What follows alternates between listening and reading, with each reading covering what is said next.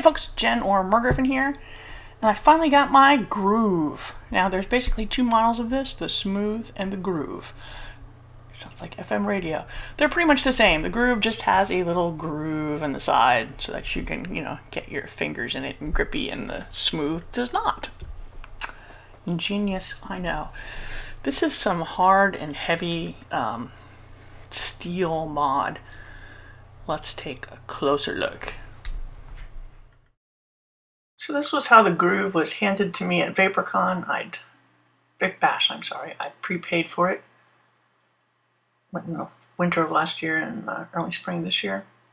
510 connector. Now some people have warned me about this. I don't really know connectors, but they claim that it's not a very sophisticated one and that the padding between the positive and negative connections can break down. Button is really nice and clicky, solid.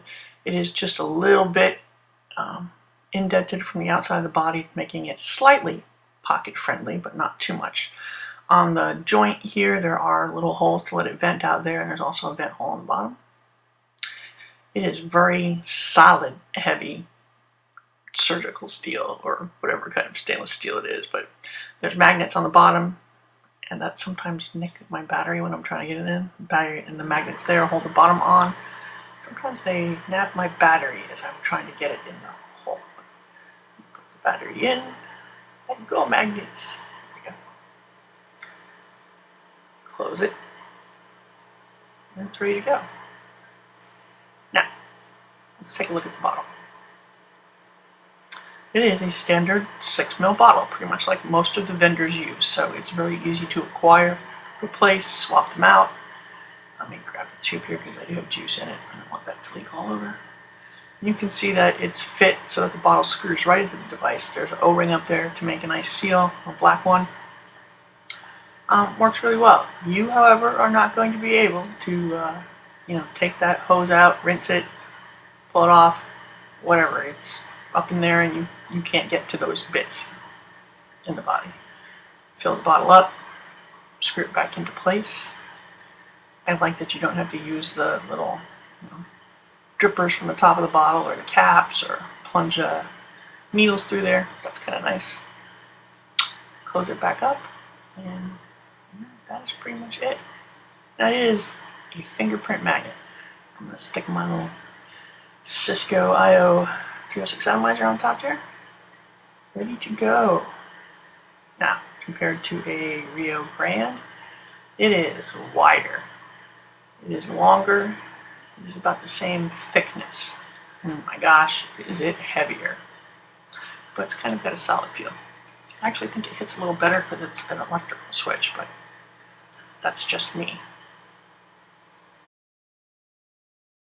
More things to note. That little spring in there that holds the battery in is pretty tiny and wimpy. It's also not a hot spring. I know some people who have put a hot spring over that and kind of added it to it. You can also fit a kick in there. It's a little wide, so the kick may wiggle around, but you can kind of, put some soft padding on the one side, and I know a gentleman who is using it with a kick in an 18500 and is pretty happy with it. And we'll just close it up. Now, it is a fingerprint magnet, as I said. However, I've only had it for like a week now, and I don't know if you can see on the edges, there's quite a bit of little fine scratching occurring. Now, I have not had this in my hand. I haven't dropped it. It's either been in my hand or in my coat pocket or my pants pocket, and you can see the number of scratches, especially on this side, which is where I usually hold it on the inside. But yeah, it's getting a little scratched, but boy, is it shiny.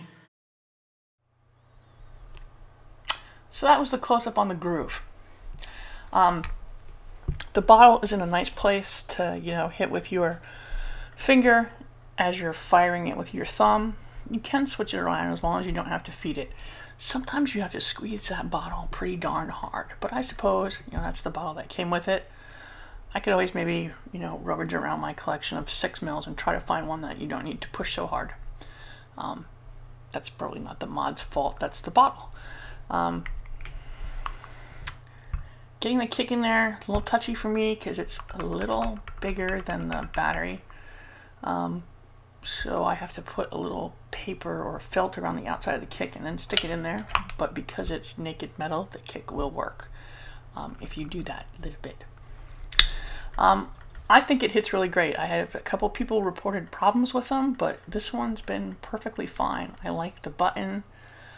I wish it didn't get so scratched.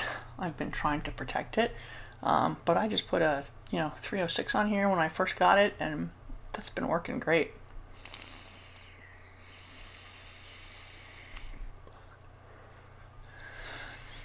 Some people were reporting a drop off of voltage under load. Maybe their unit was bad, but mine only drops off a point or two. It's not dropping a whole point like some people were reporting, which I can pretty much tell because that's a 1.5 ohm atomizer on there.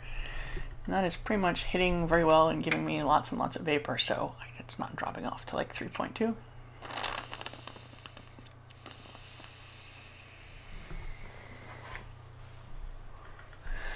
So the Groove, I don't notice pre-orders up on their site now. They did pre-orders, and then they did like pre-order number 2, so you paid for it in 2 segments. It was $140. Nice solid metal, very shiny box mod. I don't know if they're going to be offering them again, but that's my take on it. I do like my feeders and my tanks, and this one has worked its way into the repertoire. Don't they all? That's kind of my problem. Hence that whole Mod Junkie thing. But anyway, thanks for watching.